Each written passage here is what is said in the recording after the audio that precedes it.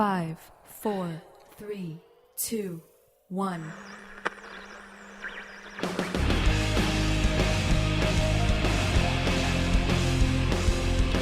Yes. This is 14 North Radio with Mikey Solis, Sean Miller, and Jared Bensick.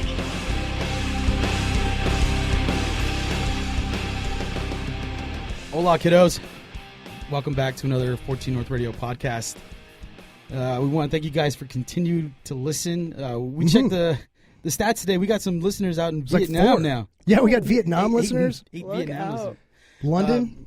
Today we got a good old show for you. We have our friend from the AV and Judo gold medalist. Is that how we were going to say that?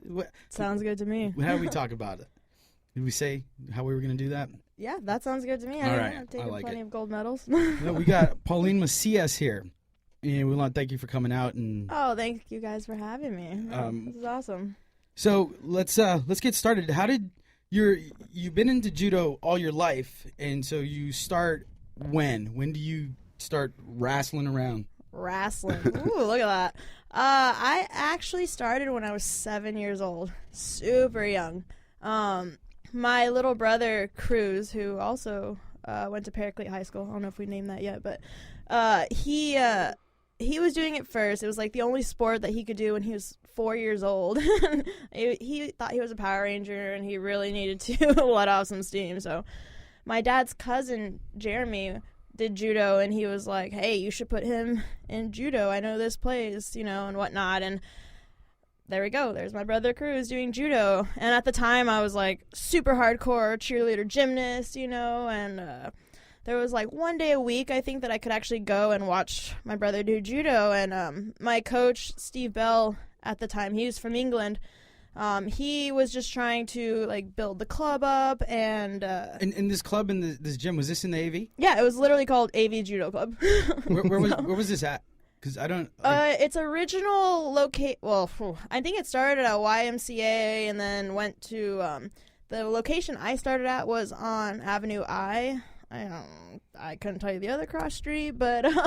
and then they got a bigger location off of Division, and, I couldn't tell you that other street either. Right on. Yeah, because I learned today that there was an AV Judo Club. Mm-hmm. Now, a funny little thing I was telling Sean this morning... Last night I was looking up one of your YouTube videos of a fight that you had, or a tournament. Oh, boy. And I was like, for a second, I was like, what is going on here? I'm like, why are they fighting like that? And I realized that my dumb ass was thinking jiu-jitsu. Oh, yeah. Oh, okay, and I was like, why aren't they rolling around and choking each other out yet? Like, I was just waiting.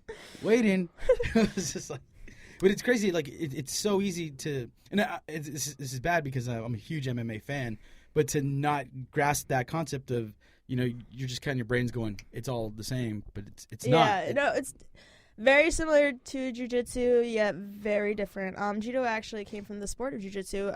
Judo actually means the gentle way, so it's not very gentle, but that's right. It's literal term. So, but yeah, no, I mean. There is many similarities from judo to jiu-jitsu. I mean, all the groundwork, judo, judo and jiu-jitsu, we do all that groundwork.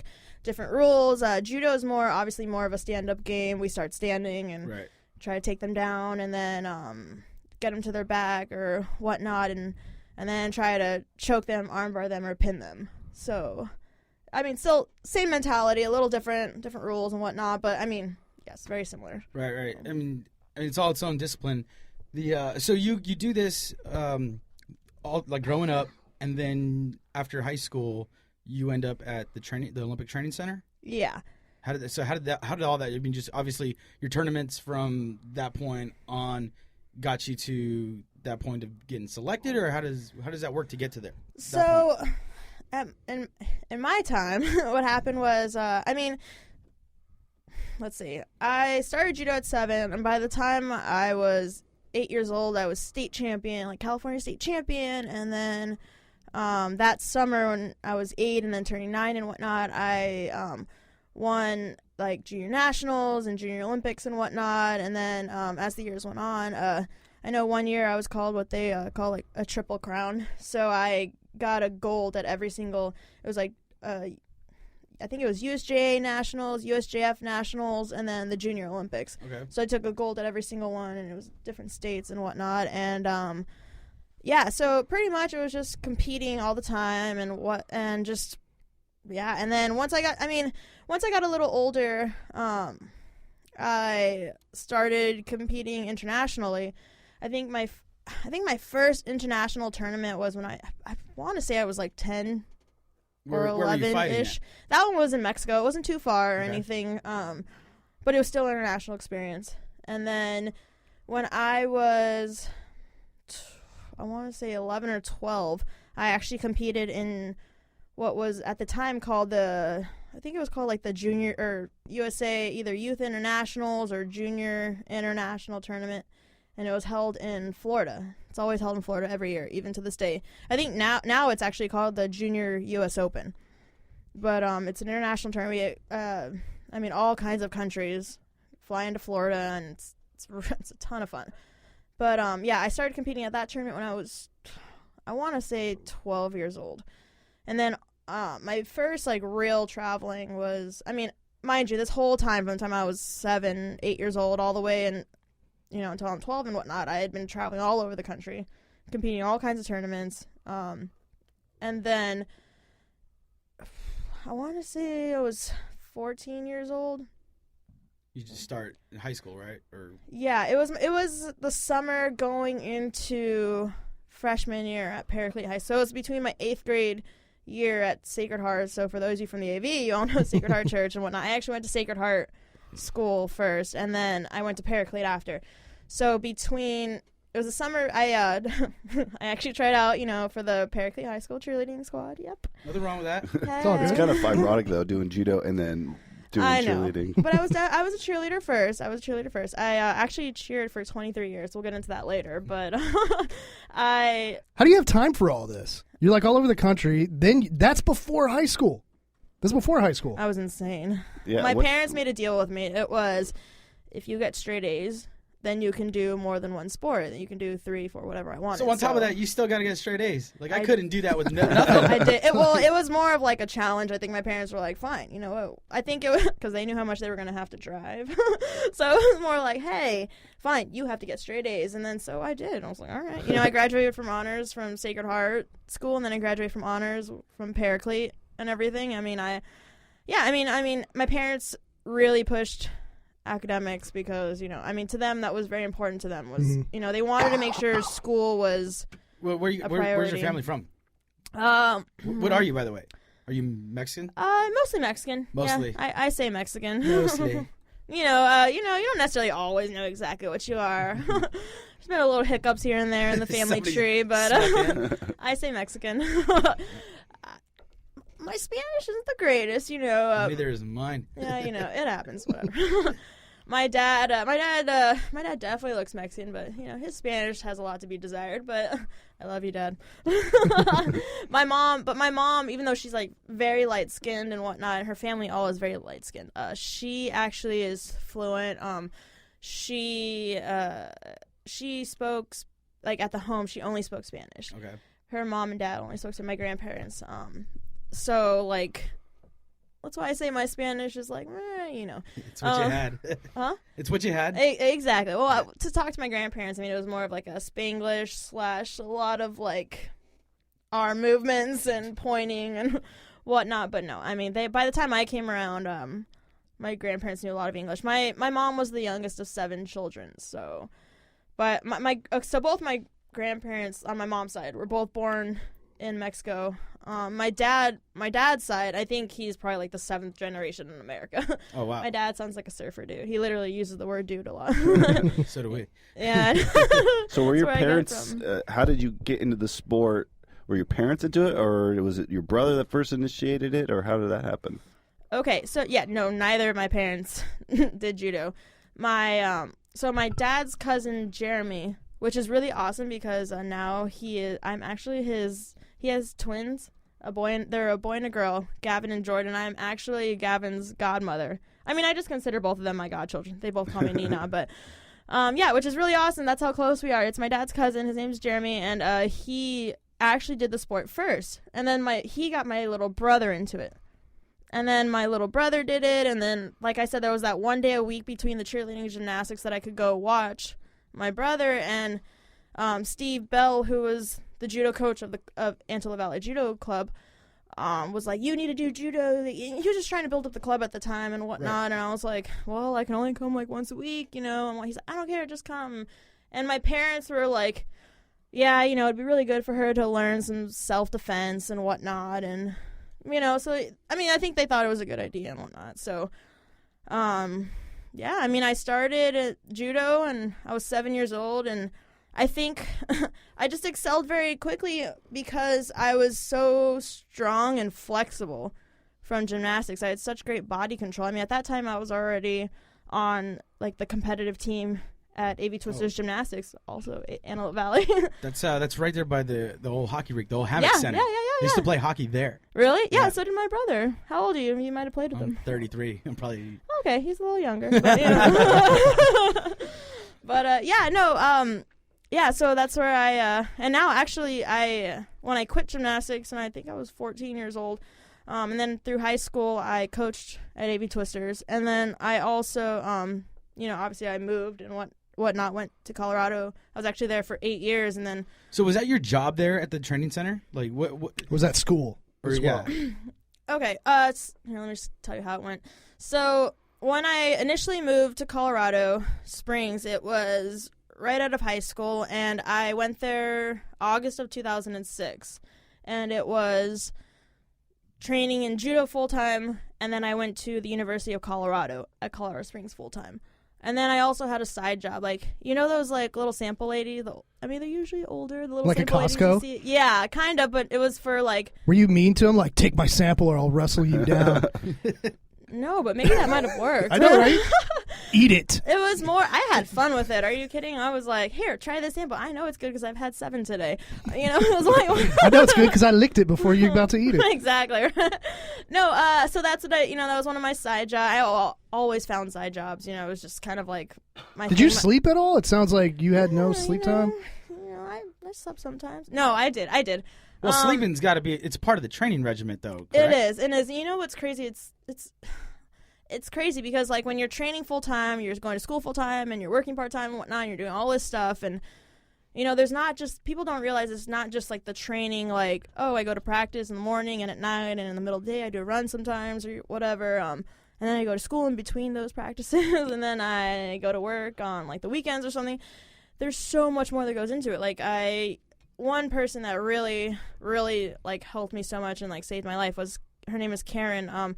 She's actually the sports psych at the Olympic Training Center. So there's so much. There's, like, you have to go see sports psych, and then you have to go to your chiropractors and your physical therapist, and you have to go, you know, watch video of, you know, your division. You're, like, crazy taken care of. Yeah. Yes. I mean, yes and no. I mean, well, you're not alone in the whole training process. No, definitely not alone. I guess the only thing I could say is you're not necessarily funded as fully as you can be. I mean, I have to thank my coach at the Olympic Training Center, Ed Liddy. I mean, he was able to get me so much funding. I mean, you know, but I mean, it's still, he would get me so much. Like, say we had a South American tour or something that cost $5,000, and he would be able to get me like $3,500 or something. This is just an example. Right. But I mean, you still have to come up with the rest of the money. So thank you, Mom and Dad. Shout out to you guys for all those years. Well, same thing with, like, you mentioned that you participated in that Triple Crown. That's not free, right? No, absolutely not. At that time, I was still living at home. I mean, I was really young. I think I was probably like 12, so 11 you're not when paying for it. No, absolutely. My mom and dad. Gosh, I have no idea what I would do without them. My mom is a nurse. Her name's Juanita. What up, Juanita? What up, Mom? How's it going? Yeah, and actually, I feel like I would blast in the house like, "Yo, Juanita!" I know, right? That's the only way you could do it. Do they still live in the AV? They do. They still live in the AV. What hospital does she work at? She doesn't. She does respiratory. So she goes to. She does peds mostly. So she goes to a few houses.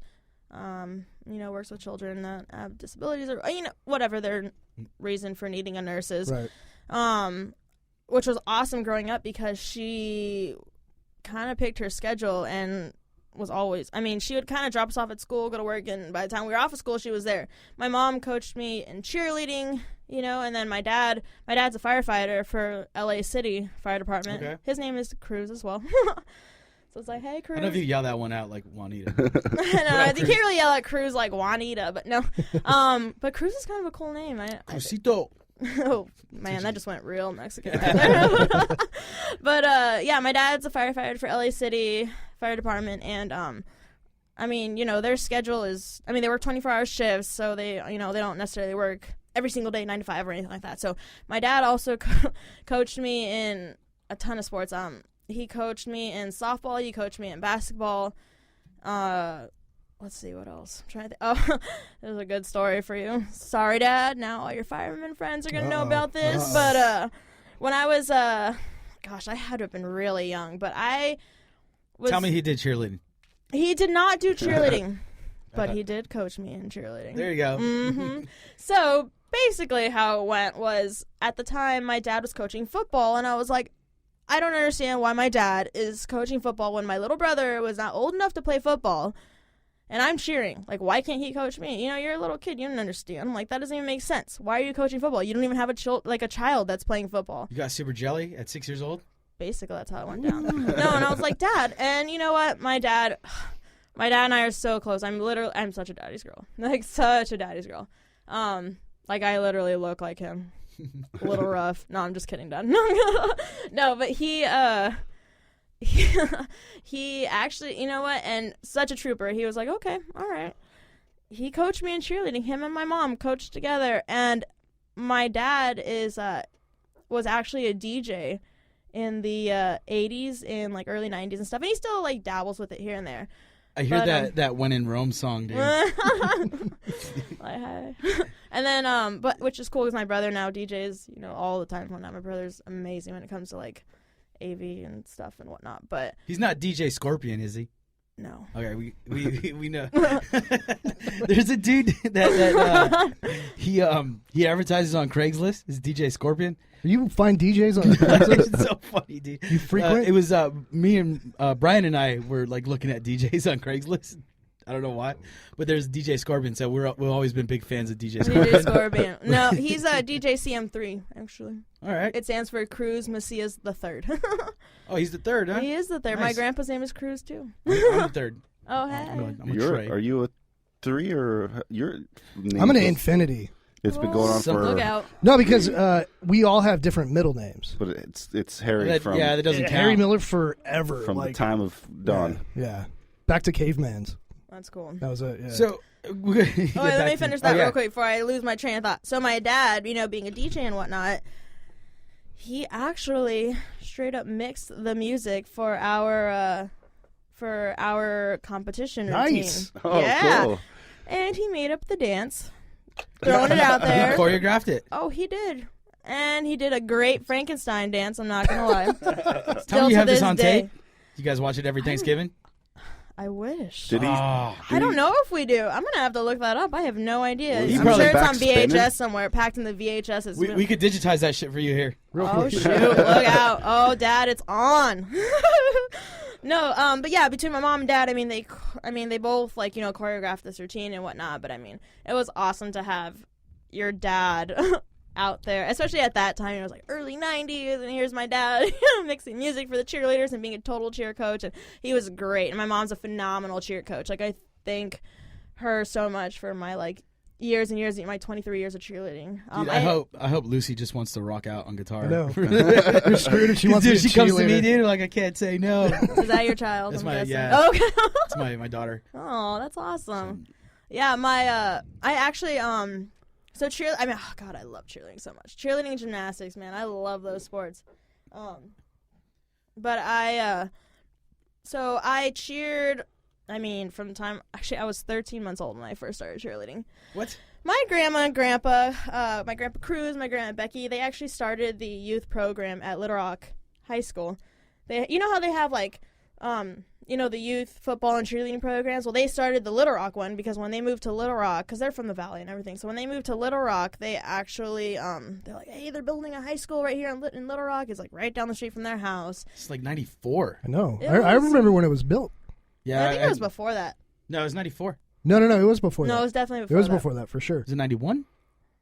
It was in the 90s. You It know, was I don't early know. 90s, but no, it was You know what? before If there was 94. only a way we can fucking It check. was before 94. No for sure. way. Okay, early 90s, There's no basically. way. But I actually, originally they were all coaching, like my dad, my grandpa, and my grandma. That's why I love football so much. I mean, my dad was coaching, and he was carrying me on the field, and I was in diapers, and and then my grandma and whatnot, she always, ran the cheer programs and whatnot. And so, anyway, so Little Rock High School was opening, and my grandma and grandpa started the youth program there. And yeah, so I was 13 months old. But I actually started cheerleading at Palmdale Youth, which is weird. I've always lived in Lancaster, but whatever.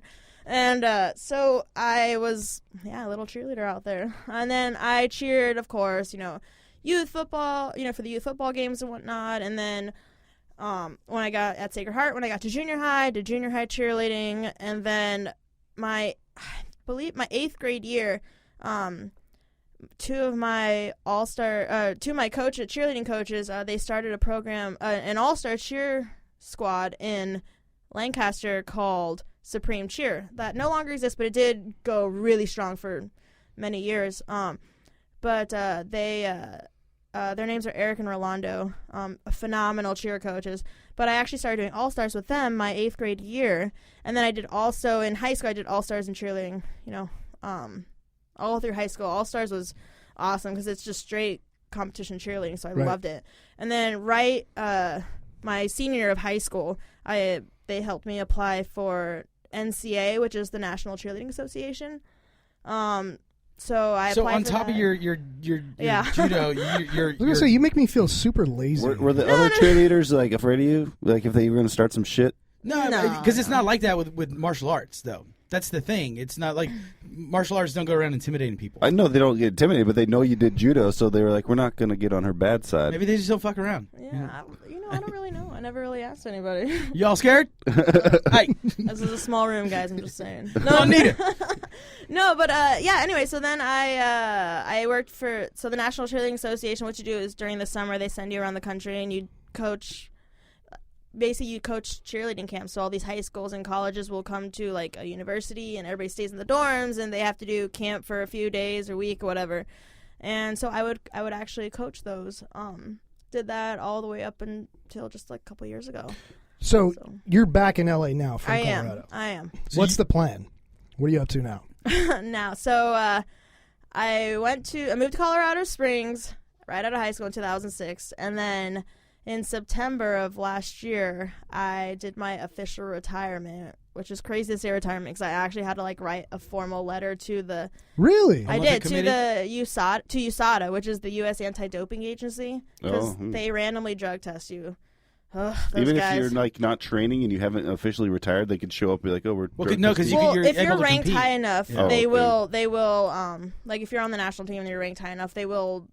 They're allowed to drug test you whenever. Every 3 months we had to fill out a whereabouts. That's what they called it. Is like a 3-month calendar, basically saying They want where to know you'll if you be. went to Italy in July and saw Mr. Ferrari. It's more of they just want to know our schedule so they can. We know she's gonna be here at this time, so let's go show up and drug test her. The only time it would really upset me, it was like a Sunday morning, 6 a.m. They put a bag over your head and just take you into a van. In a van, they close it. They're playing Metallica in the background. Yeah. Master. I wish it was that cool. It's not. It's a bit intense, actually. Well, I learned yesterday Serena Williams ran into her panic room to avoid a drug test. There's such thing as a panic room. Yeah. Wow. For rich people got panic rooms. Yeah. Well, I don't know. I just feel you wouldn't have an easy time kidnapping Serena Williams. No. It'd be tough. She'd be like, She comes out with her tennis racket. I know. You're I done. would not want to get hit by that. although it would be super cool in front of your friends. You're just hanging out like, hey, what's up, guys? The dude just put a bag over your head and put you in a van. You're like, oh, shit. Or we're just drug testing. Yeah, it's all right. Yeah, it's cool. Don't call the cops. I want to make sure that you're clean. So, But they No. test for Doping- everything now. It's insane. Oh, absolutely. but doping's kind of specific to a sport, though. No? Yes and no. Well, the benefits of it are better in certain sports as opposed to I would say mixed martial arts. the strength. You'll find more testosterone. What do you call it? Testosterone replacement. More so than you would find doping in mixed martial arts. Would but that you be would considered find- doping though? Yeah, No, doping's when you're adding the red blood cells back into your bloodstream. Well, I have no idea. Oh, I thought it was All like I know really is performance-enhancing drugs would be doping. Doping's like an Yeah. umbrella that covers Yeah. all things. Yeah, doping's kind of everything. Well, I mean, I just watched that Lance Armstrong documentary last night, Oh, boy. and but it was like just what they were doing, like all of them. Well, they all were. They all were like even it's like I think it But had. he had won 7 times. That's why he got in trouble. That's the thing, dude. You couldn't have just won like 4 times. Oh God, I saw this. Just Is snuck this back on in subject, and- but off subject. I saw a picture from one of the first Tour de France. The guy was in front, and they were lighting a cigarette for him, Nice. smoking a cigarette. Oh, the doing first one. Tour de France. That's like our A dude giant on steel Everest. bike. Oh, doping. Yeah, I mean, I'm not even gonna bring it up or but I am. No, I mean it's Good old. I mean, let's be honest here. You know when someone's definitely on steroids. Cyborg. I mean, if you look at pictures before and after, and now I just have to bring it up because Ronda Rousey's like. I mean, we've been friends since we were kids, and then. Now I'm training with her and whatnot, and Cyborg is constantly attacking her and always like, "Oh, I want to fight you." I'm like, "Okay, well, come on now." see, I got an opinion on that. All right, let's hear it. And my Bring it on. My theory on it is, what do they want to do most in any fight? Win. No, not talking to fighters. Oh, who are we talking about? We're talking about they want to see a show. they want pay-per-view sales. Money. Yeah, and so.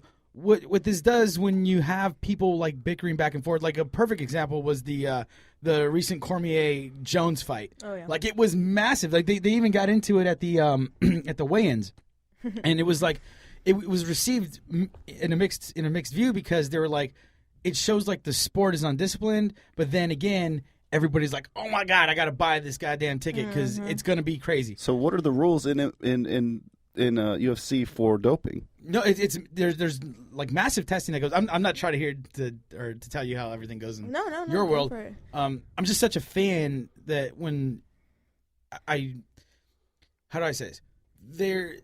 The testing isn't completely like 100% across the board. It's not. What am I trying to say here? It's not 100% right now. Well, okay, honestly, I don't know much about the testing in the MMA world because, I mean, I'm very new to the sport. I mean, I moved out here in September and I started training like mid-September or so. But, I mean, I don't know exactly what I know the what they're UFC gonna follows or anything. Yeah, so I know what they're going to do coming up. So the California Athletic Department is going to start blood testing everybody. Okay. Well, I mean, that's probably the way you get the best results. Right. And so I think before it was a mix of urine and blood, but it was whichever one you got is what you got. Mm-hmm. So I don't really know. Really? To be honest Yeah. with Like you. they wouldn't have a standard? they don't. And I think the new athletic commissioner is trying to establish that. So now, I mean, it's just kind of an interesting subject. What can you get in trouble for? What if some guy is technically abusing drugs, but he's just doing what if he's just smoking weed? I don't know. I mean, obviously, like, there's the most recent Nick Diaz and Anderson Silva fight, which Nick Diaz is a very good friend of mine. But they both came up on They both stuff. came up positive for different things. Nick Diaz came up positive for marijuana, And from what I hear, and then Anderson Silva tested positive for 2 different types of steroids, from what I hear. Mind you, I don't know the details or anything. Right. I mean, it's news, though. I mean, you could talk about it in the sense of, look, this is what they're doing. It's whenever there's a sport when there's a large sum of money involved. Sure. Yeah. People are going to scrutinize Although I it. had this conversation with somebody, who was it? Was it Daniel? Was it Kid Daniels over at conference call where we were saying how marijuana doesn't. I can't see it as an. No. It was cocaine. Somebody came up for cocaine. Unless you're doing Yeah, it that on, was not Cormier. Jones. Oh, Jones. John had, Jones came yeah. up for unless you're doing cocaine right before the match. That's what I'm. Yeah. it's So not going to do anything. For I was you. just kind of like. Maybe make you hyper. I don't. Yeah, know. I think have it would no just idea. kind of put you in it. But like if you had like weed or cocaine, like I don't view that personally as a performance enhancing drug, especially weed. Like I can't see Nick What are you gonna do fucking with just weed? blasting a bong load right before he's Well, going I to walk actually on did stage. hear that if you smoke weed while you work out, it relaxes your muscles more to get more muscle growth, and you don't have as much Is that why it's so tearing. calm in the ring, dude? Just But even so, you got to I be mean, high to think of that shit. yeah. Even if you're smoking, I mean, right before a fight. I mean, I can't imagine why you would even want to do that. I wouldn't want to hurt somebody and be like, no, It dude. doesn't we matter. don't I mean, do that. whether- I'm fighting right now. whether Nick did or not, I think it really doesn't matter. It came up positive. We all know marijuana stays. I mean, scientifically, it's a known fact that it stays in your system for a long time. But I mean, let's look at his performance. I think he did a great job. Great job, you but- know. but and there's then compared to someone who was on steroids. I mean, personally, I think the argument sways that it didn't enhance his performance. I'd agree with that. And I think in that aspect, you can't say that he's cheating in any sense of the word. Anything you put in your body, though, is considered an enhancement. Food, drink. But supplementation it all acts is differently. It acts differently. yes, I absolutely agree with you. It all acts differently. So it's like, where do you draw the line? What is that line? I have Just no let idea. everybody do it. Somebody in a lab with a coat going, here, take this. Yeah. Now, Try what to if they see what simply happens. dropped the laws about that and just said anybody? If you want to do I drugs, feel like just you'd do have it. a bunch of clouds walking It's gonna around. Let's happen. do it. I think, you know what? When it comes to like drug testing and whatnot, I think a lot of it has to do with the safety of the athletes. Yeah, You that's have to, true. yeah. I mean, when it comes, if you're putting something, even like a pre-workout. I mean, if you take too much pre-workout before you work out, or now I would say you take pre-workout before a competition, you have the adrenaline rush and Right. whatever else, whatever caffeine you take and whatnot, including the pre-workout. I mean, you could possibly have a heart attack, and it's really the safety of the athletes. If you're fighting someone who's on steroids, there's no comparison. I mean, because someone who's on steroids it's a different world. I mean, I've personally, of course, never done steroids, but If somebody on like you, it would show. Like from one. oh, absolutely, I spot would to get another. a square jaw. I'd get I don't even want to know what my body to look like, but it'd be disgusting. But along those lines, though, what do you think about the dudes that have a sex change and start competing in women's sports? That's a thing. Oh, yeah. dude. I There's didn't know about that. there's two of them that I heard. The one was a fighter, and the other one was a cyclist. And Really? when he, Yeah. I think it was he turned into a she. Yeah. Like beat Everybody. the fastest woman out by like It broke all 10 these records. Yeah, it's like- You know what I think of is, I don't know if you might be too young for South Living Park. Color. No. Oh. I was thinking of I didn't actually watch Living Color, but I Did know you what know it it? is. I was thinking of the Jim Carrey where he had like the little hair and the ponytail. yeah, the ponytail. Like, "Rrr." That's what I think of when I hear these stories. But like, what do you think? I don't think that's fair. Well, okay. Now, as far as from what I know, in the U.S. Anti-Doping Agency, USADA, and I believe also WADA, which is the World Anti-Doping Agency, I believe they test the levels of testosterone in your body. So, if a male changes to a female, I believe in order for that male, now female, has to have a very low, whatever amount of testosterone. I don't know the levels or anything, but it has to be the equivalent of a female, essentially. So Before they you have can- to have the Before same they can actually go on testosterone. and, yeah. Mind you, with all those records that were broken, I don't know anything about that, to be honest with you. But I know that they do test the levels of testosterone, and if a male that turned female is going to compete in a female sport, or compete in a sport with Gotcha. females, their testosterone level it has to meet a certain level. Yeah. So I think I don't know, that's a tough one, but then I are think these it would. people just trying to? Are they doing it because they want to be the best at the sport, and that's why they're becoming women? Or are they transgender and want to become women? You Or know, think I they don't know. feel like I'm not. they are I women? think every situation could be different. I really have no idea. But I do. My personal opinion is that for those men or women out there that do want to change their gender because it's truly who they feel they were born to be, then go for it. I'm all about it. If they were born a man and they want to become a woman, and if that's gonna make them happy, then do what makes you happy. But I then think when- that's the most but then important when they thing. want to fight, then you. Well, then they're gonna test their testosterone levels, and it's gonna be fair. the pro- Personally, I I don't know Why- that part. I don't really have an opinion on because I don't know how that works. So, but I'm just saying, as far as if a woman is, a woman is born a female, and if she, because you have to understand, there's also that psychological part that. No, for sure. Like I think all of us in here are in agreements with that. Like we're always, look, that's who you are. That's who you are. Yeah, that's not the issue. I'm But just when wondering. you're racked out and you're like a 6 foot and 6 your foot bone 3 density, male, and just and like, you do I'm gonna this, then all of a sudden it's like, all right, I'm gonna start wrestling chicks Yeah. now. No, it doesn't work that way. If they're gonna compete at any kind of, exactly, professionally or at a high, Olympic level sport, right? They're gonna get tested, and their testosterone levels are gonna get tested, and until they're low enough to meet other females, they're not gonna be able to compete. Okay. So that as far as I know, that's how it works. So what I was. Were you gonna say something? No. I was gonna say just kind of like change the subject here though, but so a big deal that's coming up with that it's always been there between the Cyborg Rousey fight has always been weight. Either somebody was gonna have to come up or somebody was gonna have to go down. Mm-hmm. And like, dude, cutting weight or that's unhealthy. That's gonna be unhealthy. I know about cutting. I've been cutting weight since I was 11 years old. Even both ways. Cutting weight. My nephew's 10 and he's wrestling and he had to cut weight. But He's he 10 didn't years make old. It. 10 years old because he was wrestling like Why did they let him do that? 72s, but he was at like 75, and he had to cut weight. And they shouldn't have like. I have like a weight, lot to say about cutting weight. It's dangerous, especially at that young. But like of an that age. young, but either way that you go, either you go up and you're slower, or you go down and you just can't. You don't have the energy. But that's been a big issue about that particular fight. Yeah. Yeah. Well, here's the thing.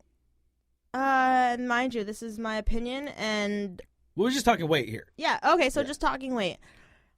Well, what weight is in the UFC for women right now? There are two weight divisions. It's 135 and it's 115. So if you're not in either of those, of those divisions, you're not in the UFC. Bottom line. So is Pride has a heavier weight women class? I believe it's Invicta. Oh, it's Invicta is what it is. Okay. There's I no more believe- Pride sold. God. I have. Everything, yeah. Like I'm still between new Pride to like the and K1 MMA world, and to all be that. honest with you. So. Well, it was like. Yeah. I was saying Invicta has all. I mean, they have 105, 115, 125. I actually don't know the weight divisions, but I know they have a bunch of weight divisions. It's like a full. But UFC's like 115 and 135. Yeah, currently it's on the women's side. There's as you guys all know, Ronda was the first woman in the UFC, and they built that division around her, rightfully so. So there's women. There's a 135-pound division, and then there's a 115-pound division. Those are the only two women's division in the UFC right now. So, I mean, if you're not in either of those divisions, you're not fighting. You're not in the UFC. Bottom line. How many men's weight divisions are there? Ooh, I don't know, but I know there's a lot. It's just like it's all across the board. So, and it's what's cool though is, and this is funny. I wanted to talk about this one too. Is like how big the sport of MMA is getting, but not only that, how big women in that sport is getting. Because now you have.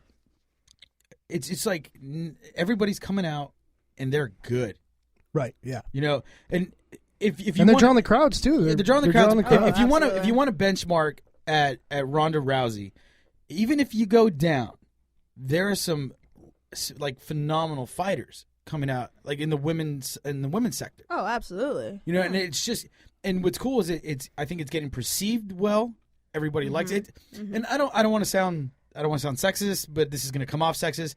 It's not like women fighting and women MMA, I think, to me, is bigger than like what the WNBA is. It seems it already has a more prestigious thing than like the WNBA.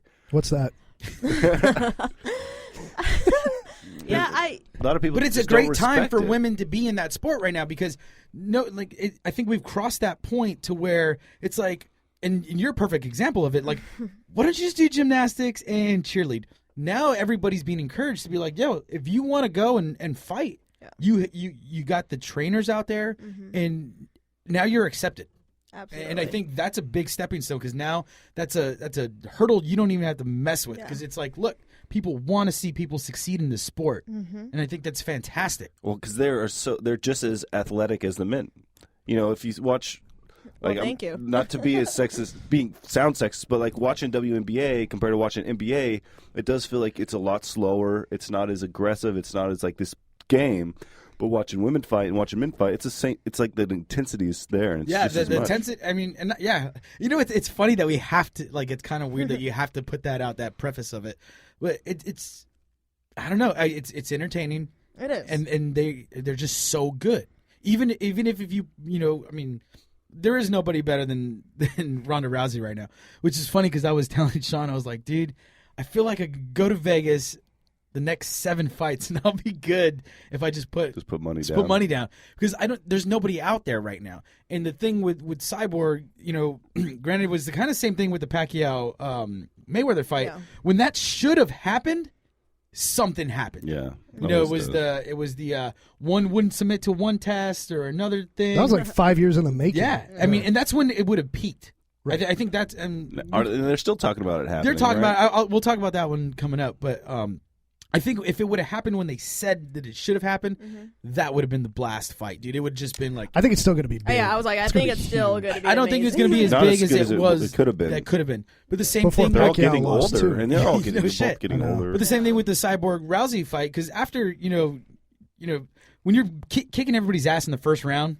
It's like we need to put somebody in that ring that, because it's like you pay a lot of money for these tickets and good luck getting into Vegas. But when it was supposed to happen or when it could have happened, something happened. When she came up hot on the test, this being Cyborg, she had failed her drug test. But then they're always in light that who's going to come up or who's going to go down. That was ultimately the problem of that. And, I know I recently kind of heard an interview that was done with Anne Maria DeMars. The Mom Dukes. Yeah. Ronda's mom, who I absolutely love. Like, I absolutely love that lady. She is amazing. I mean, she would let me stay at her house when I was a kid. I mean, she's a phenomenal person. If you want to be inspired, you talk to that lady because she's brilliant. Dude, if my mom came in my room every morning and gave me an arm bar, Eat your cereal. Sad, dude. Wake up, go to school. Oh, and everything you hear is absolutely true. And oh my gosh, Anne Maria, I have so much respect for that lady.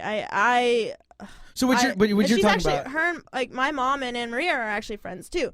So I heard this interview recently, and it was Cyborg, or she, of course they asked her about what would happen if Ronda was in the octagon with Cyborg, and she said she'll break her arm.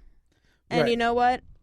I've watched some of Cyborg's fights and whatnot, and I personally know Ronda's ability. I mean, I've literally worked with Ronda since we were kids. I think since. Have you got to roll with her? Yeah, absolutely. We've literally we've trained together, and this is me being dismissive again and not just believing the whole fucking story from the beginning.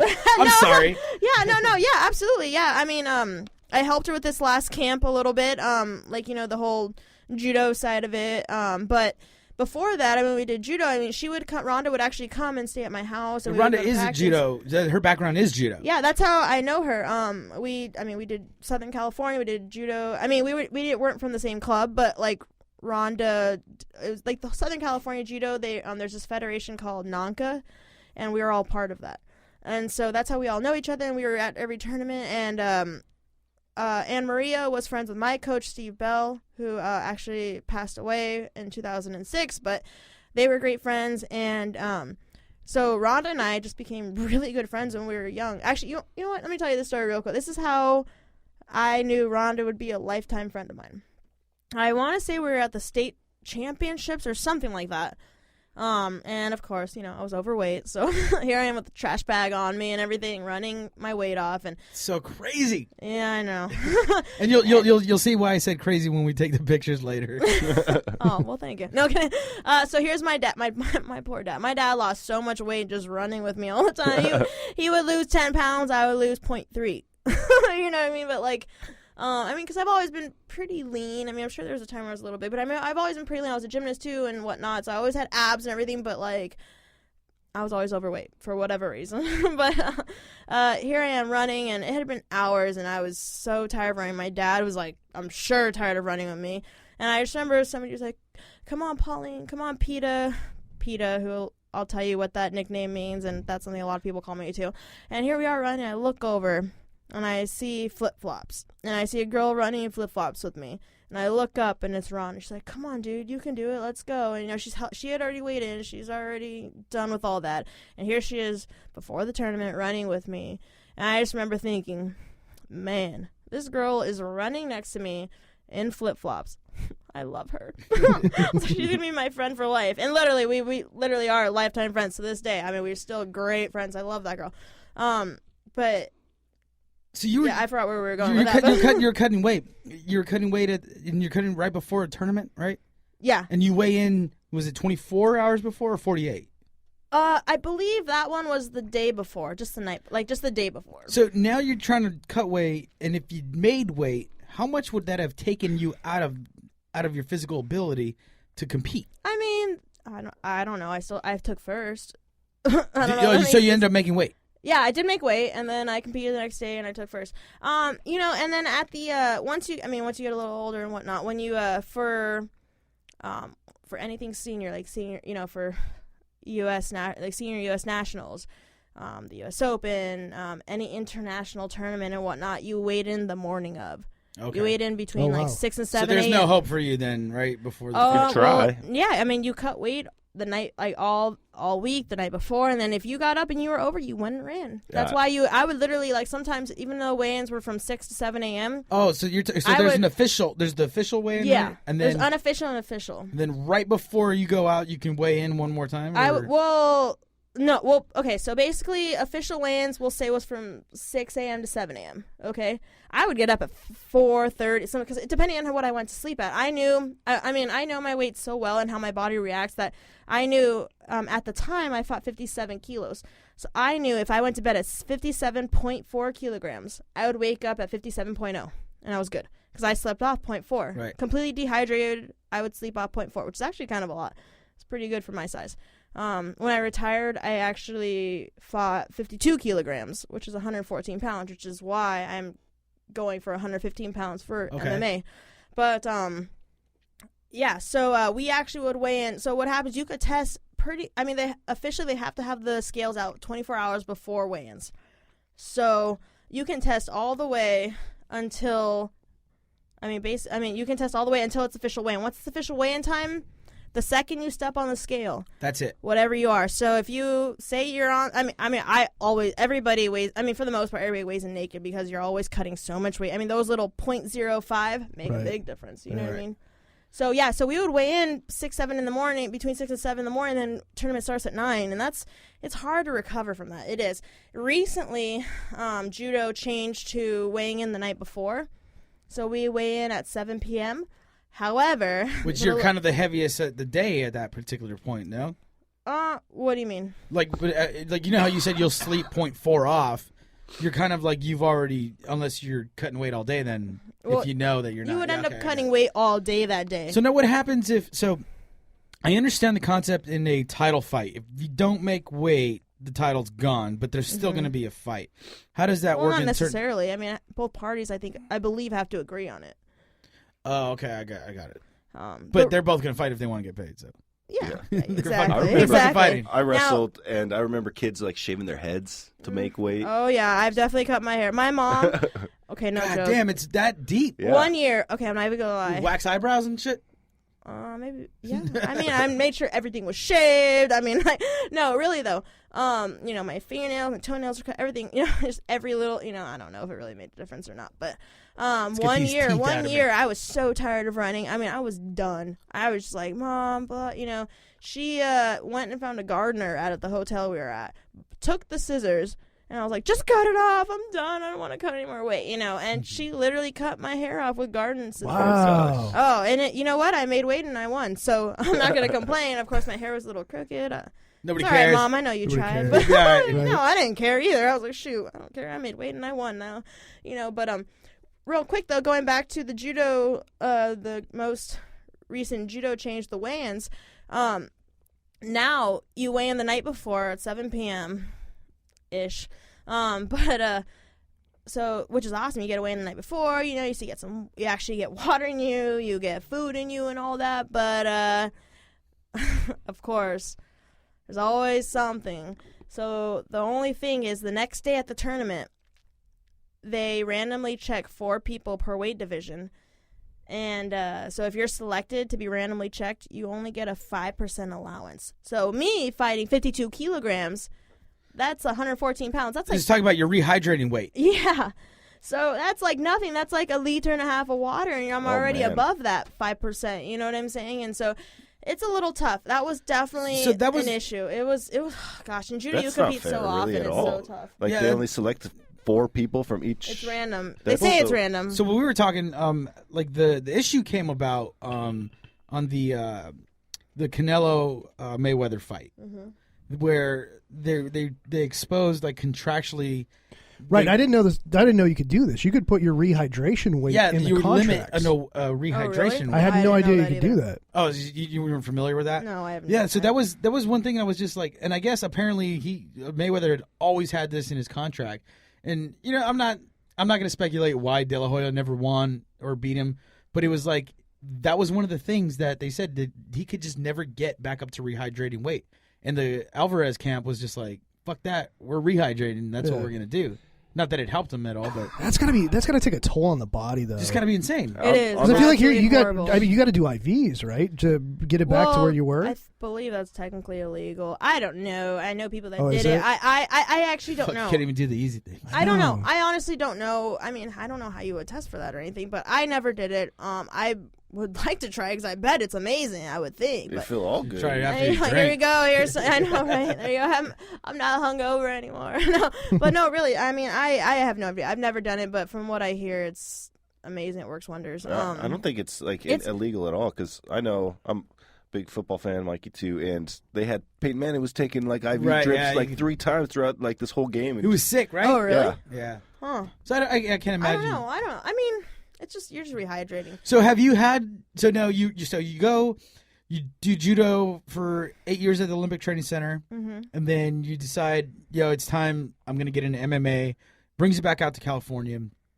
Have you had a fight yet? Have you? I have not had a fight yet. Okay, but because you've been like literally Kinda- training since September till now. Yeah, like mid-September. How long do you till now. think until you're ready? Actually, my coaches, we're talking about getting one soon, probably So- within the next month or so. Wow. Yeah, I know, really soon. Yeah, I mean, I've been focusing so much on, really, really boxing. I think I probably look crazy. That's what I wanted to and ask. My parents always are like, Pauline, what are you doing? I'm like always shadow boxing, like, like trying to figure it out and whatnot. So and- is your stand up game is really what you're with? Like, I know you got to focus on a lot of things. This is what I really loved about the sport is that, we were talking about how when we were kids, we would watch Hoist Gracie fight, and there was like really no weight class. He would fight a dude that was literally Ken 100 Shamrock. pounds. yeah, like more than- ginormous, yeah. But what that did was it helped evolve the sport into where you got a jiu-jitsu. I knew I was going to say that fucked up on the podcast. A jiu-jitsu champion, and then that was going to bridge into you're fighting this boxer, but then you both kind of got to grasp into each other's disciplines, and so this kind of just built a sport to what it is today, which I think it's bigger than it's ever been. Oh, absolutely. And so now, what are you focused on? Like, so you said you're boxing a lot more. Is that what you're focusing on more? I would figure like, would your ground game be kind of like a focus too? Because like you see Ronda Rousey, once you're on the ground with her, like you're done. That's just my opinion. I've always seen it like go 16 seconds and like, later. 14 seconds, quit. 6 seconds, who cares, right? Well, okay, I mean, here's the thing. I pretty much before September, I didn't really know the proper way to punch. Well, I had a friend of mine in Colorado who, I actually met her at the Olympic Training Center. She's one of my first friends in Colorado. She was there for boxing, though. So she opened a boxing gym called the Corner Boxing Club in Boulder, Colorado, when she's already retired from boxing. She was actually one of the big advocates to get women's boxing into the Olympics.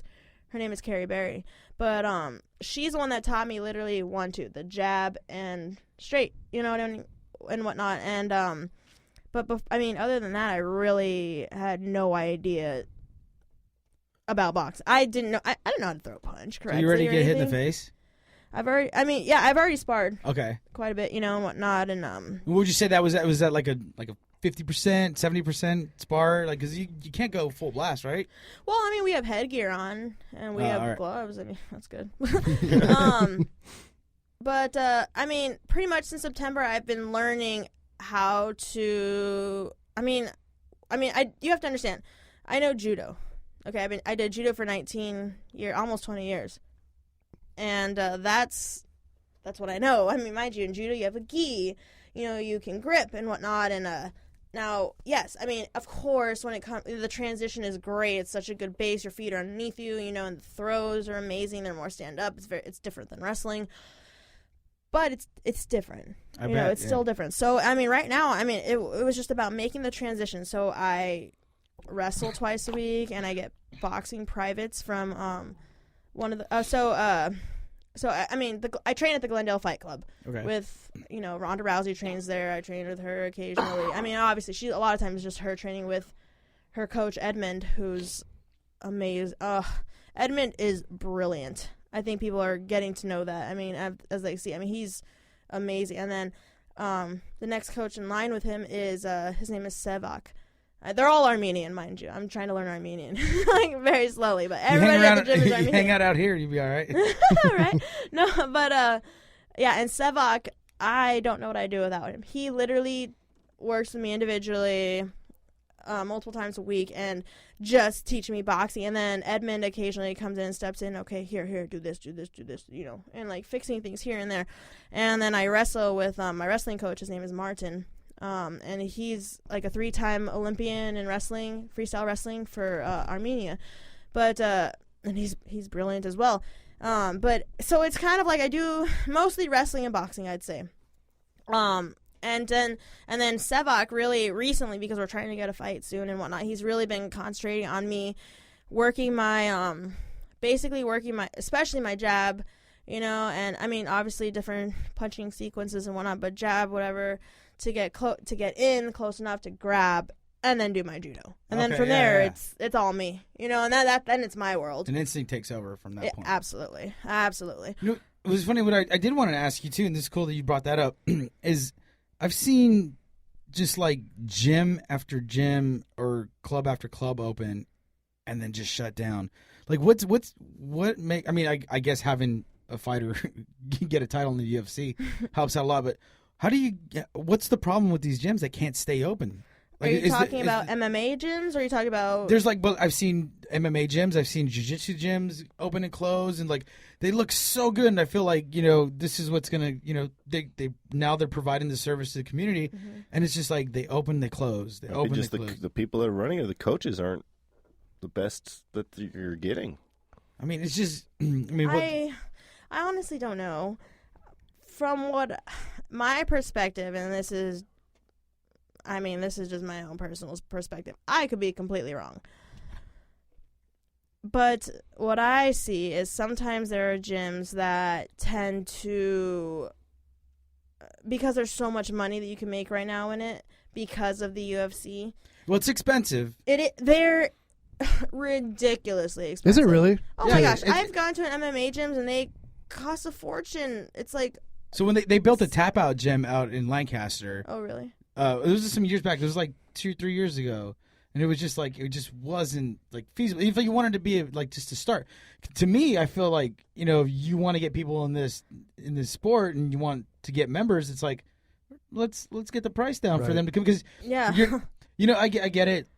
you fight one time and it's like, okay, I'm going to do this forever. It doesn't work that way. No, not at all. You know what I mean? Not everybody's, you know, gifted to that point where like they get one fight and they're like, let's do this. You kind of just want to keep that membership going, and they open up and they shut down. They open up and they shut down. It's like the one right here. There was a jiu-jitsu spot. It's already closed. It's already closed. And there was little kids in there, dude. I was like, yeah, dude, that's cool. They were like, and they had it packed. And if you walk through, like you walk by it if you went to like the Peasant at night. Yeah. And then you just see them like throwing down in there, and then all of a sudden it's a sofa place now. So my friend went to Thailand to train. He wanted to do MMA. Muay Thai? Yeah, and he decided to come back, and it's not something he wanted to continue doing, but he went there, and he's huge. It's a long way to go to find out you don't like Thailand, it. Later, guys. He's 6'10". Oh, Jesus. Oh, my huge. goodness. And they put him in amateur for his first round, for a first fight, and they were like, next fight, like literally he had like another fight that day. They're like, you can't fight these guys anymore. You're too big. You're like, even if they were quick, he was huge compared to them. Wow. But he was good. He did really well, and just I guess it wasn't his passion anymore. Oh well, what did you do? Did you ever want to take karate or anything? I did wrestling. I high school? wrestled my freshman year of high school. It's not my thing. It wasn't my thing at all because I like competitive sports, but fucking I was a freshman. So how tall were you in I was high like school? 6'1", 6'2" when I was a freshman. You, dude. And I weighed. Well, I actually weighed. I was big. Like when I was 13. So I was 13. Or No, I was. You were 6'1" when you were 13? Yeah. Wow. And I was big. Did you just push down little kids all the Were time? they testing like nuclear missiles by your spot, dude? But so Pueblo? I dropped. When I weighed in wrestling, I was 260. I dropped all the way down to 185. Fuck. In like 2 months, something crazy, dude. It was ridiculous. And how do you go about that? Well, do you want to answer wrestling, that? You're just wrestling. You're just wrestling, and you're sweating so much. And it was all like baby fat because I was still kind of going through puberty, so it came off. How old are you? I was 13. So you didn't have to weigh all your chest hairs? So, no, I didn't really have any. But so I was 13, and we didn't have a lot of wrestlers. So I had to wrestle varsity at 189s, which these dudes were beasts. And I had to wrestle seniors. I was a freshman. I got my ass kicked every single match except for one. I won one time. I pinned a guy in the second round. Oh, good for you. But, God, I hated that sport. I hated my coach. I hated everything about it. I played football. I mean, I played football kind of my whole life, and I loved football, but not wrestling, man. It was not for me. My brother wrestled. My sister dabbled in wrestling, and I was telling these guys this earlier. My sister wrestled in high school, and she wrestled this dude that got an erection. While they were wrestling. And it was like a tournament, too. It was like all these people in the stands, and poor guy. My mom was giggling like, me. Well, I mean, think about this guy. Maybe he never had been with a woman. He was probably excited. It was his first time ever. Yeah. Did he come to find out he's into chicks pinning him later on in life? Oh, we pinned me. I mean, who wouldn't be? pin I me. mean, like, seriously. I wish amazing. I wish the training in the Army would have been better. Like, so we did some, like... You guys did, like, Oh, you were in the wrestling? Yeah, I was in the Army for 8 years. Awesome. And, like, once a year, we'd get... Here's what would happen. We would send one person out, and they would go for the week to go train with some instructor. Okay. And then they would come back, and they would teach all Regurgitate of it us, to you. right? They would, like, just bird feed us, right? But so we'd get in a circle, and we would have to do you start mounted, and then you go, and you do this move and that move. And I was just thinking, I was like... When in life do you ever start It's not going to mounted? start like this. What does that happen? And I get it if it was like for training and whatnot, but I was like, we're doing this for hand-to-hand combat. Yeah. For real. Like if shit goes down, Like, When you get in a fight, just stop. I'd be like, hold up, Turn I'm gonna around. lay down real quick. Turn around. Yeah, I'm gonna get you. You know, I actually, I lived in Colorado Springs, and There's the military base right there. yeah, Fort Carson, the Army base is right there, and then also the Air Force Academy is in Colorado Oh, Springs. that's right. Yeah.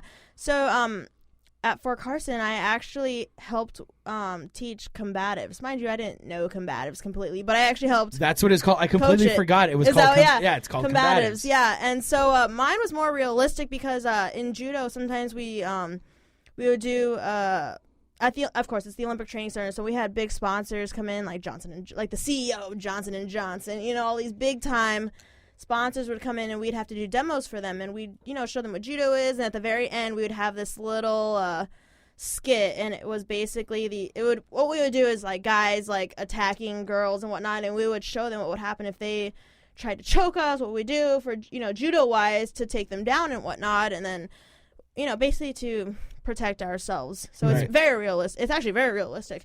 And then in addition to, I actually worked at the U.S. Air Force Academy for a while. I was the assistant judo coach for the judo That's team. awesome. So that you're the one that they went to go see, and then you sent their little critters back to us.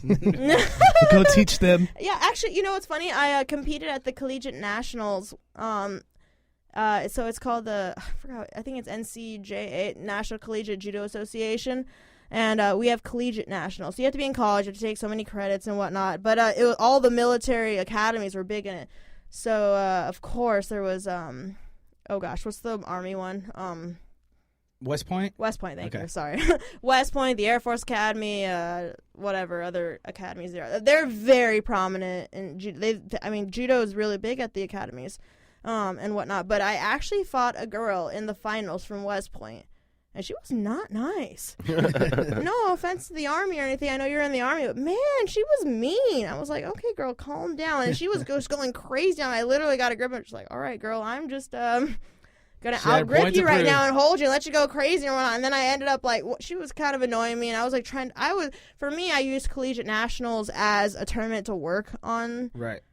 things. For other tournaments, basically. Sure. I mean, Collegiate Nationals, I don't want to say I was like above that level or anything, but for me, it was more of like a practice tournament to work on stuff. Right.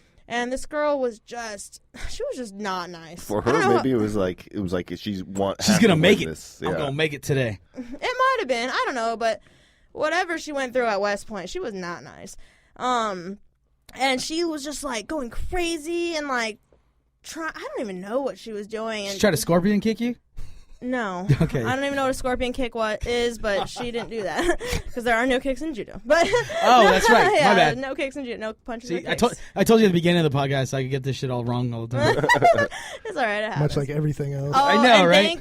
Good old thank you to Mr. Austin Powers for the judo chop. I said that all day today. I'm going to say Judo this chop. because, oh my gosh, it drives me crazy. And people are like, judo chop. I'm like, there are no chops in judo.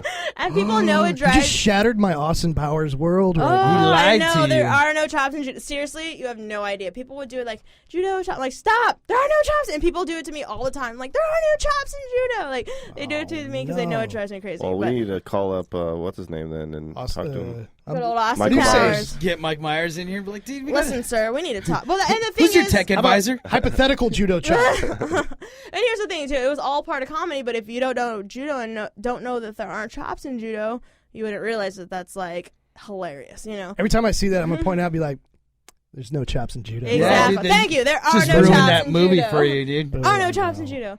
But yeah. So this anyway. Back to this West Point girl. She was just trying to like just kind of like be Was really. was she pretty? Go ahead and say no. I mean, I well, okay, here's the thing. Here's the Bless thing. her heart. Bless her heart.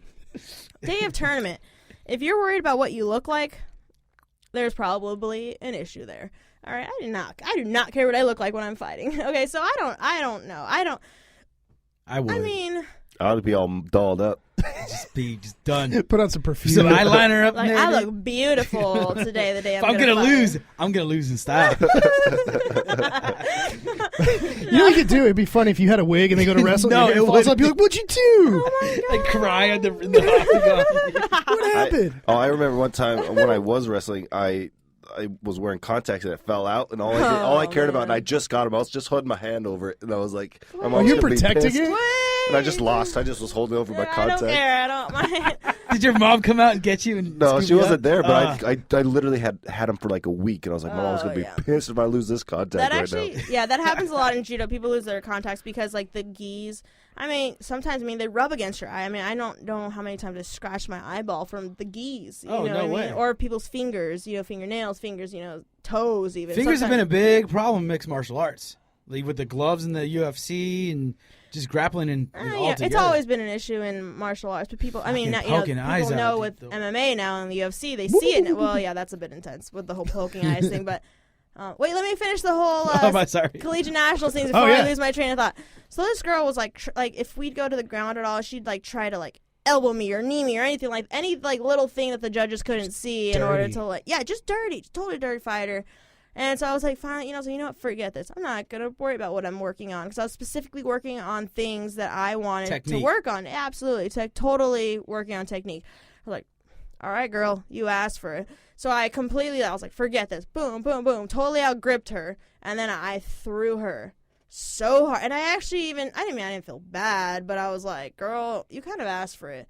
You know what? And for me, I would never cheat when it comes to any kind of fight or anything. And I'm not going to sit there and purposely elbow somebody. Once we're on the ground, purposely like try to elbow them or knee them or anything. Once mate is called, which is stop. In judo, that's stop in Japanese, mate. And like they're standing up, and she'd like knee on purpose before she stood up or something. Like, oh, girl, you asked for it. All right, I out-gripped her, threw the crap out. Forget it. I threw the shit out of her. There you go. I threw the shit out of her. Sorry, Mom. I know you're going to get mad about that one. But anyway, I threw the living shit out of her. And I was like, she was so mad. She stood up. I looked at her. I was like, do it again. I tried. But I mean, I had one at that point. If you throw somebody in judo and they land flat on their back, it's called a pone. That's a full score in judo. It's the equivalent of like a knockout in boxing or really? MMA. Yeah. If they land flat on their back? Yeah, but mind you, when you're trying to throw someone they're trying to get out of it. Like for me, I was really good at when somebody would try to throw me, I like, especially when they dropped underneath me, I would literally put my head straight to the ground and like spin out of it. I was a gymnast, so put an arm down, like cartwheel out of it or whatever. You know, I was really good at getting out of throws. You have to be flat to get the point. Yeah. So what it is to get an opponent, it's you have to throw them, and they say it has to be like controlled and flat on the back. So say if they land on with the rules have changed so much. When I first started, there was a coca, which is the smallest point you can get. That means they like land on their butt or like something like that. And then there was a yuka, which is like kind of landing on their side. And then there was a wazari, which is like kind of like a half a point, which is like that's kind of like what I score all the time. a half a point. I do wazaris all the time. So anyway, and then an opponent is just a full on like you threw them flat on their back, boom, done. And two wazaris equal an opponent. Okay, so if you get two wazaris, boom, opponent.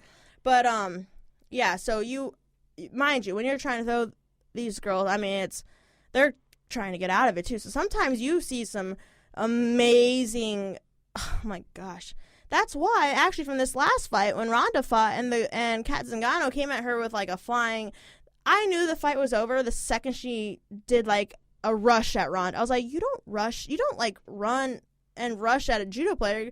In my head, I'm like, you don't rush at a judo player because that's like pretty much giving them the advantage. That's what we learn. You know, so we rush this, we turn underneath and throw them, boom. You know, so the second this girl kind of did, or Kat Zingano did like a flying knee, kind of try to take down thing, and Ronda, everybody's like, oh my God, she like, you know, she was able to turn out. And I was like, yeah, like that's judo. What Ronda did right there was, I'm not going to get thrown on my back, girl. I'm turning you over, boom. And then Ronda's just phenomenal. I mean, Ronda is just brilliant. People don't realize how smart she is too. Her mom has a PhD to start, and then Ronda is. I don't think anybody's got doubts on her. You know what I did? Her intelligence, though, is just I never doubted surpasses many. I'll tell you what I did learn. Ronda, for the record, I never doubted nothing. I'll tell you what I did learn. Do not try to go get your nachos after the bell fucking rings and load them shits up, dude. You stay put. You stay put because you're going to miss it. If Ronda's going to fight, exactly. You don't move because guess what? It's probably going to be over quickly. I learned that the hard way. and I know Ronda's ability. And I honestly don't think everybody's seen the best she is because guess what? I've watched her box. I watched her train for this last camp, and I'm going to tell you, her boxing. What's great is like, oh my gosh, I didn't realize how young she was either. Yeah, she's only like a year and a half older than I am. So she's 28 now. Yeah, I'm 26, but like, what did we do? Exactly, right? We became podcasters. You know what's funny? And this is, people are like, well, who knows if she can actually hit hard? You know what? So when I first, I had only been at Glendale Fight Club for a few weeks and whatnot, and Edmund, you know, Ronda's coach, was like, said something to her, and Ronda's like, you don't have to leave right away. I was like, no, why? What's up? You know, whatever. I just finished my workout, and she's like, okay, cool. We'll wrap up and we'll put some gloves on. I'm like, okay, all right. What does that mean? You know, I'm like, I had only been there a few weeks and whatnot, and maybe a month or so, and so she's like, cool, we're going to get into the ring, and we're going to do some body sparring. I'm like, in my head, I'm like, okay, what does that mean? So, basically, it's like sparring, it's like boxing, but you only hit the body. No face shots. No face shots. I didn't even own a mouth. I'm not gonna lie. I didn't even own a mouthpiece at the time. We used to play that game. Literally just no face shots. Yeah, it was literally just hitting the body. And I'm gonna tell you, for was it like 4 or 5 rounds or whatever, Ronda wailing on you on your body, the girl hits hard. Might I add, though, I never went down. Or I took those. You hits. said that now. Now she's gonna listen. She's gonna be like, all right. I don't care if I'm gonna be a 115-pound fighter. I know I could take these. Like I took those hits, and let me tell you, girl, the girl hits hard. The girl hits hard. That's all I can say. And you know what though, her boxing, I mean, technically is just phenomenal. It's so good. Oh my gosh, I can't wait till people can actually see her boxing skills. They're amazing. It's gonna be phenomenal. Happen. Well, we're gonna change gears a little bit real quick. Let's do it. This is a new segment we're trying out. We added it last podcast. We added last podcast, and I don't think it was that good last podcast, but I thought it was great. People liked it. I thought it was great. We got a good response. No, this segment is called AV News, and so Sean's people doing gangster shit in the AV. You know what? I love the AV. The AV has my heart. It's got mine too. It has ours too. That's why we named the podcast 14 North Radio. There it is. You guys are killing me, dude. I'm gonna get sued. You guys gonna have? You know why? Like them stories, Sean. If we get sued because we're gangster bleeps. What's going on in the AV right now? What's going on in the AV? Here's what's happening. A rookie Los Angeles police officer being sought in connection with a fatal shooting fled to El Paso, Texas. Yeah, do you know what his name is? What's his name? It's Henry Solis. Oh, you're right. 27. Ooh. He was terminated from the Los Angeles Police Department Tuesday, March 17th. He is wanted for a homicide. He killed somebody? Yeah, man. It In the happened in AV? Pomona. This happened in the... His father is a Lancaster resident. So Victor that counts? Solis. Does that Yeah. count as AV? Yeah. So there's that guy. That's wonderful news right there. Jesus. Ex-cop. I guess El Paso's the I thought there was going to be some good stuff today, like some happy... Yeah, you know, You don't that's it. That's the one thing I noticed from Colorado news to Los Angeles news. Colorado talks about, oh my God, this happened, and oh my gosh, it's Like, so was nice. there a And then puppy LA, saved? it's like this car accident, this Like- fatality, this homicide, this. I don't even want. I got happy news. Mike Weed's legal in Colorado. Mike was happy about this Marijuana. news. Oh, wait. Is it the... This is Mike's favorite story. the overturning conviction one? So there was I don't have the thing in front of me because it happened a few weeks ago. But there was a guy who was convicted of taking underskirt shots Oh my God. in Lancaster. Where- how? Tastefully. Oh, Like goodness. at shopping malls and shit, or what? I don't know how. If they had skirts, they were... Oh, no. They said... Okay, so it was He on would the, slide it on a Metrolink. skateboard. He got caught. I guess he got caught in the Metrolink doing this. Anyways, he gets convicted, Yeah. gets sentenced to 20 and a half years. What? Yeah. Which, okay, look, I'm not going to feel sorry for him. Like, he's doing what he's doing. But it's kind of, to me, 20 and a half years. This is a bit much. 'Cause I think you get 8 years for murder. I'm not 100% on that either, but I think it's there. But they overturned this conviction. Overturned it. They Good. overturned it because you can't. What was the Because the term? law is photographs or video of somebody identifiable. Oh, Yeah. so all you were seeing upskirts. Upskirts, how are you going Are to you going to identify? identify somebody from the panty cootie shots? You Yeah. can't do it. Wow. So Mike and I were Wow. coming up with inventions on how to stave off these people taking if you're gonna wear underskirt skirts, shots. I think you should do like reflective underwear. Right. So if they, Reflective like, they Reflective underwear. so if they try to huh? snap a picture, Nothing. it's just bright and they just don't get any. I had an idea if you had Oh. panties, but there was a printout of like a penis tucked under, just on the panties. It screwed the dude It'll up. teach him, right? Yeah, he'd take a picture, and be like, "No, what I'm is not, this?" I'm not gonna lie. I wear like those boy cut underwear that they have for girls. Oh yes. I love those because they're just They're comfortable, kinda right? Like shorts. They're so comfy, and I can wear them to train. I can wear them anytime. Oh my gosh, I love them. So go ahead. Well, I don't really wear skirts or dresses, but go ahead. Try and take a picture underneath. You'll be like, oh, cool, shorts. Like- I was telling these guys, I don't remember if I might have been drunk on the podcast, but one thing I wish my parents taught me, I might have talked about this. Stop me if I've talked about this. Keep going. One thing I wish my Yeah, I wanna hear dad it. taught me when I was a kid, I've discovered now that How I to have be a man? Yeah. Don't touch that that's too good. many times. Was to buy good underwear. I always bought the cheap shit, Oh, right? yeah. Oh, really? Like Kmart underwears or whatever, and then I went and splurged. And I That bought the some- same holds true with socks, dude. Oh, yeah. absolutely. If you don't get good socks, Get the good shit. yeah. Don't get the cheap stuff. I couldn't imagine having something hanging between my legs and having to like support that. Like that seems. Neither can rough. Mike. It's a daily struggle. I gotta tell about it, but yeah, it's a good underwear. The struggle is real. No, I bet everybody's like, "How this shit changed so fast?" No, it's important to take care of yourself in all matters of it. Buy some good fucking underwear. shit. Spend Brush the your money on Buy teeth. underwear. some support. But if somebody's gonna take upskirt pictures of me, I want good underwear on. Dude. If you're gonna spend $300 on jeans, but $10 on underwear, there's a problem. Get the underwear. Wait, how much I'm wearing on it right jeans? now. They're so comfortable. So you guys, yeah, it's so good. Anyway. So I want to talk about this. What happened? Where we at? Underwear. He gets acquitted, like through Yeah. court of appeals. Yeah. Like the one thing that was kind of like, oh shit, like they gave him 20 and a half years. But if you saw That's the a dude, long time, man. he probably did For some other taking- shit. I hope so. Oh, he because probably had priors. that sounds just kind of like a jokester. You know what I mean? I don't think it's right by any means. By any means, but let's Not say right, but I don't 20 think the judge and a read it. The half judge. years? It's just a joke. I'm just 20 joking. and a half years. That's a lifetime. That's a lifetime. Like, oh What do my you guys think about this goodness. sentence right here? All right, let's hear it. Convicted child predator gets 500 plus years. Good. Okay, here's what I didn't like about Right? that. Anything I have to do with children, Hold on. good. Here's what I didn't like about that. And you can say I'm weird, but they gave him like 500 and a half or a quarter year. 500 I mean, he 18. might live that long. You never know. In 4 months. Shoot. 518 in 4 months. Yeah, so I was What's up like, with that, why don't we just sentence? say, hey, Life. 500 years? You know, Like, because they could fuck with it and be like, Yeah. for good behavior, we'll give you 400 years, bro. Oh, Good shoot, job. Look out. Good job. like, because They should I say don't think life without parole. there should be, for anybody who fucks with kids, dude, that's it. You're Exactly. done. You know what? To be honest, my parents are actually currently in the process of adopting a baby. Mind you, my youngest, I mean, there's 3 of us. I'm the oldest. My brother's the middle child. and You're the then oldest? I'm the oldest. Okay, so My brother, Cruz. they got some energy in them left then still. Well, no, kidding. My brother's the middle child, Cruz, and then Samantha, she's the baby. The baby's 22 years old. Okay, well, my parents are now adopting a baby who it's actually my cousin's baby. You know, for whatever reason, you know, things happen, and my parents went, and now my parents are the baby's legal foster child. They've had her since she was 2 months old. She's now 2.5, almost 2.5 years old.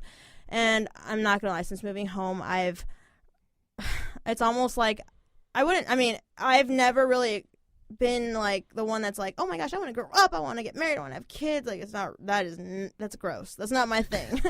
You know, and my cousin Evitha and I always joke about that. We're like, yeah, I wanted to make a joke so bad right now. well, yeah, okay. I'm gonna refrain from that. No, my cousin Evitha, which is my savior. I love my cousin Evitha is like the big sister I never had kind of thing. She taught me how to like put on makeup, how to do my hair and stuff. But we always talk about, we're always like, yeah, we don't want to do something gross like get married and have kids. Like, just a total joke or whatever. But, like, now, since moving home and whatnot and being around this, her name's Evelyn. I call, you know, for short, everybody calls her Evie. I just call her EB because it, like, rolled off the tongue. I'm like, hey, Evie, you know. But, you know, she loves me. Sometimes she calls me mom because I think probably because I am close, like, a mom age. You know, at 26 years old, apparently you're supposed to, like, be thinking about kids or something. 36. Something like that. Yeah, I don't know. But Right. anyway, so since being home and I mean, EB has literally turned into like, I love her. Like I see how like, oh my gosh, it's like the love of a child. And now to think that people would actually like, Do something to kids. oh my gosh, you know, it's like the worst thing ever. I'm like, you know what? No, they deserve anything Well, they get. They deserve. My Absolutely horrible. My thought was we drop them in the Pacific, and if they can make it back to shore, then they get another chance. That was remember the Yeah. Just drop them out. But they ain't going to make it. So They're it not don't gonna matter. make it. It's like nobody's going to come back. Well, I got some lighter news. Okay, well, something good maybe. Man pleads not guilty in Lancaster to bow and arrow killing. Oh dear. Well, that's good. How the fuck does that happen, dude? Like, I'm not guilty. I don't even want to know. It seems like there's like a gun. Sometimes shit goes off. Well, what's funny is he's accused of using a hunting bow and arrow to kill a man who tried to intervene in a boyfriend and girlfriend argument. Did he have it while he was That's what arguing? I'm saying. It's I not just like carry a bow and arrow around. Just I'm rocking like, it? like to get killed by a bow and arrow. Like some shit has to happen Dude, first. you have to have a good aim. Right? Like it's not like I said. If you had a gun and like you could say that shit accidentally went off. I don't know how that arrow got strung. you gotta, and like, got shot. You have to have a good aim for that. I Yeah. mean, What pound bow was that? It was like a 90 Yeah, pound like, bow. I don't know. It doesn't say the type Oh of my compound goodness. Oh or man, it doesn't say. He just what else is on that news? Like, what else is on that news? Anything good? That's the problem. Oh, yeah, we yeah. tried. Well, 2 weeks in a row, but that's it. We're gonna wrap this up here, but you wanted to talk about. There's two things we wanted to hit. We wanted to hit about your stunt career coming up. Yes. And Pita. Yeah. Is that your fight name? I meant that should have been my first question of the night. Like when you get introduced in the ring, who's Bruce Buffer gonna say? Bruce, you know, I actually met Bruce Buffer. Lucky. Because Ronda took me to a UFC fight and to watch. Actually, we were watching Kat Zingano's last fight and whatnot. And then another friend of ours, Manny Gambarian, was fighting too. So of course we were there. And Ronda took. I'd never been to a UFC fight, so we were sitting, you know, ringside and everything. It was awesome. But I met him and he was just like, he kind of looked at me, walked, and then looked at me again. He's like, "You are beautiful," and I looked up like, so are you. I want to know how you do your makeup. It is beautiful. Like his makeup is perfect. But anyway, you know, I haven't really thought about that. But what kind my of nickname important, will no, be? right? Yeah, I guess so. I don't know. I haven't really thought about what a nickname would be. I know the song. Yes, I was going to ask you that. I was going to ask you yeah. the song. So I'm a huge Deftones fan. Chili Peppers fan. Ooh, go on. Huge Red Hot Chili Peppers. I actually saw them live in Denver a couple years ago, and it was like the greatest day of my life.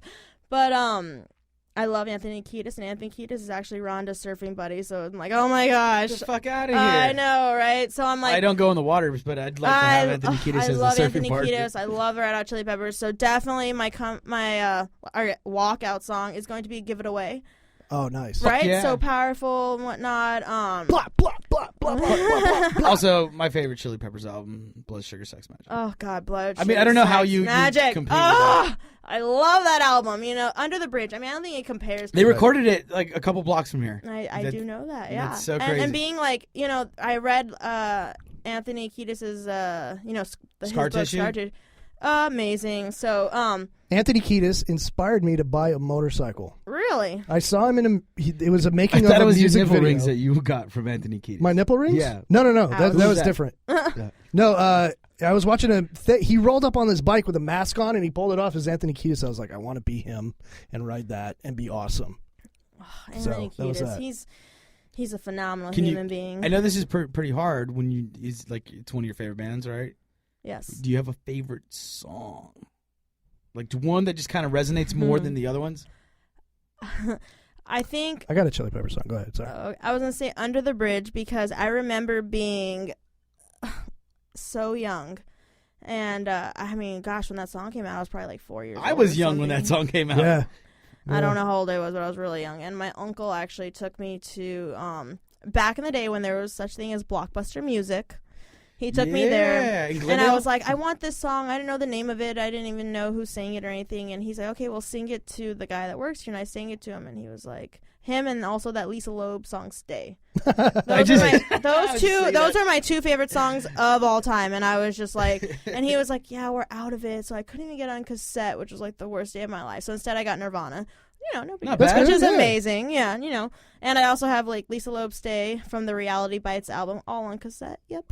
Anyway, I was singing that. So Sean I- was playing the other day. He was playing guitar. And I was you say, yeah, singing gonna is do it. definitely not my thing. I wish I could sing. I try so hard, but you know, singing. I'm gonna stick to being an athlete. There you go. Mike gets drunk and does karaoke. I do. But, I do it pretty good. Yeah, Well, so I don't know about pretty good, but I do it. Yeah, no, but definitely Under the Bridge, just because I was so young, and now that I actually know the true meaning of it and whatnot, it's very personal. It's very, you know, I love that song. Which one was yours? Oh, Hold on. Under the Bridge was my brother's karaoke song for No, sure. she's saying favorite song. She's a big I was Chili like, Peppers that's fan. karaoke song. Now we got to let people know that. that you left the studio for a little bit because they're going to be like, why don't you fucking know what she's talking about? my favorite Red Hot Chili Pepper song is "I Could Have Lied." Oh, I could have. I love that. I was such a That's a good fool, one. I never all right, I yeah, have but a- anyway, I have a yeah, I weird love one. that song too. I've always loved this song, but then it appeared in one of my favorite movies, Let's hear it. Coneheads. It was Oh, Soul yeah, to Squeeze, that's man. a good one. Oh, That's that's like a the good most one. That is requested- a really good And for a one, long too. time, it wasn't on any albums. It was just on the Coneheads album. When Cole was working for one of the radio stations in Lancaster, he said that was the most requested song Really? every fucking day. Yeah, I love Soul to it. Squeeze. That Love song, that song. and then It's such a- Coneheads too. Like I just love that movie. Yeah. I love every Chili Pepper I have a song. weird one. All right, let's hear it. Porcelain. Oh yeah, my yeah. god, No, that's I good. love that Yeah. song too. That's And good. I also like By the Way. I don't know. I really liked By that the album. That's when I Way. got into them. Like that came out like when I was still in high school, Yeah. and then I started listening to all the other stuff. Like Porcelain and like Tear to me are like I love them both equally, but it's Those like are- they kind of Oh, like I don't know. This is the Chili Peppers, dude. I wish. Yeah. So you know what's funny is our first guest we had on here, Eric Slater. He Really? graduated from Paraclete, and he's What year? with us. Okay. He's a huge Chili Peppers fan. He's a big musician out here in LA now. Okay. But it's funny because he's a big Chili Peppers fan from Paraclete and was he's been Full on the circle. podcast. Full circle. Full circle here. Shout out to Yeah. Eric Slater. And you know what's awesome is like the other day, I went up to Fraser Park, and there's like a cabin up there that we stay, or well, that you know Team GFC kind of is allowed to stay out, and they're building a gym next door so that way we can do elevation training. And Rhonda and I were talking and whatnot, and I was like, oh my gosh, Anthony Keith. She's like, don't worry, you'll meet him one day. Oh my gosh, the day that happens, I think my heart might fall out of my body. Better calm down. You better calm down right now. I know. I love it. It's small quarters, and he's getting. It got warm all of a sudden right now, actually. All right. Pita? Look, Pita. Yeah, Let me go real quick and tell you. Okay, so Pita, P-I-T-A, is actually an acronym for pain in the ass. Is that what you are now? You know what? I lived up to the name well, I'd say. So what happened was, actually, there were quite a few issues with me when I was in utero. The doctors told my parents that I was deformed and wouldn't live a fulfilled life. So they actually suggested that they abort me. Jeez. And so my parents, mind you, even though my mom's a nurse, my dad's a firefighter, they know a lot about How the fuck do you get that wrong, dude? That's a big fucking mistake. Like, oh, my bad. we fucked up. Blunder. Right? I know, right? But anyway, so and luckily my uncle's a doctor, and he was like, no, that's crazy. It's too soon in the pregnancy to tell, this and that. So my parents, they went along with the pregnancy and whatnot. Oh, my dad was like, gosh, she's such a pain in the ass. She's not even born yet, blah, blah. And then when I was actually born, apparently, my mom was like, she's coming. And the doctor's like, no, it's your first child. Don't worry. It just feels like that. And the doctor's putting his gloves on. And I just came out. And the nurse actually caught me. What up, motherfuckers? I know, like, hey, I'm here. What up? And surprise, motherfucker! Surprise! Right? Exactly. So my dad, he's like, oh my gosh, she's such a pain in the ass. She's not even born yet. This and that. So that's where Pita came from. And literally, I've been called even in at Pericles. That's got to be your fighting name. I know. I feel like it probably should. It probably. I don't think there's a debate. That's it. Well, then, you know what? Maybe that's going to be it. I think it is going to be it. Pita and you should wear Ronda. fur. I mean, even Ronda calls me Pita sometimes. Pauline, she even calls me Pauline or Pita. And in Colorado, people only knew me as Pita. Sometimes they're like, oh my gosh, your real name's Pauline? Oh my, yeah, actually. So, and then what I would do is not even tell anybody. So the only way they would know is if they're close to you. I know, right? And the fans are going to have to go on and blog. They'd be like, on 14 North Radio, they said her name was pain in the ass. That's what I hear. I don't even know. But yeah, so that's where I got Pita from. That's awesome. That's nice. a fucking great story. Thank you.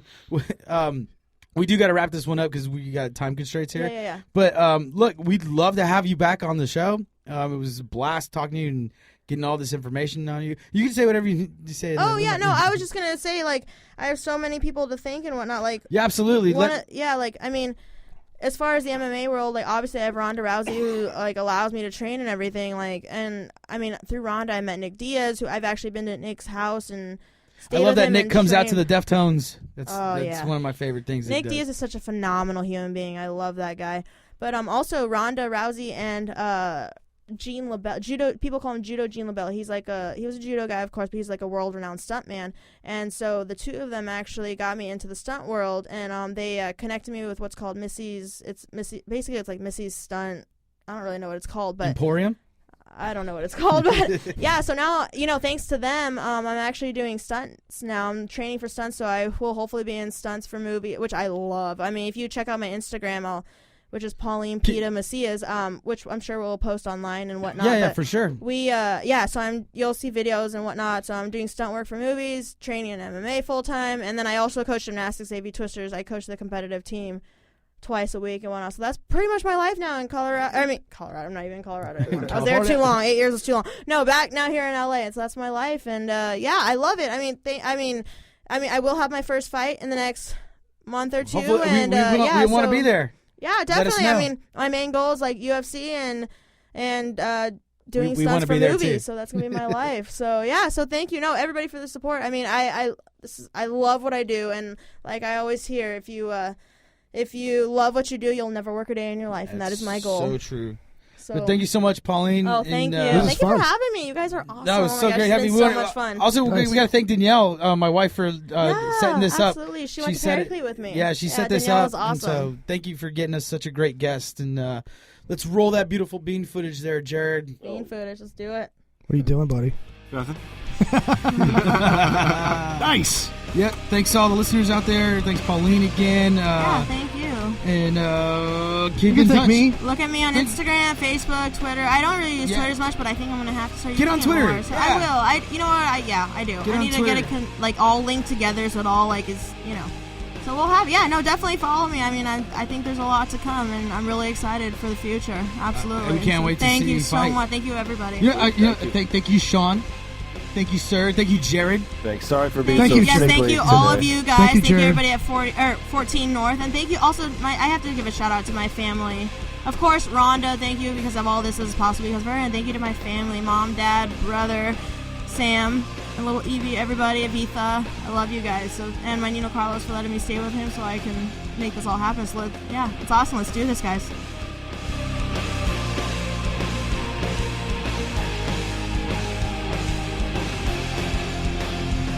Fourteen North Radio. Juanita. That was awesome.